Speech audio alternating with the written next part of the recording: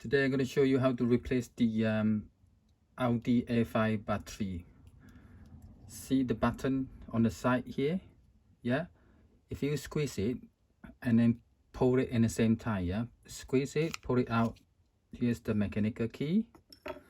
Now the battery is inside the pocket here. The pocket, you can pull it out like that, yeah, like that. Okay, you see the plastic tab on the side? You just squeeze it and then pull it out. Yep, pull it out like that. Yep, here's the battery,